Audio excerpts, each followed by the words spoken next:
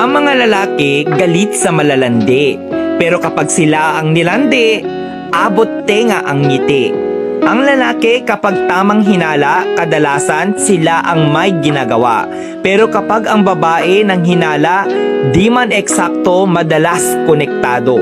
Ang mga babae pag nasaktan, mas nagiging matalino, maganda at matapang yan. Kaya kapag iniwan mo siya, mahirap na yang balikan. Pag may babaeng gustong agawin ang iyong asawa, ipaubayo mo na.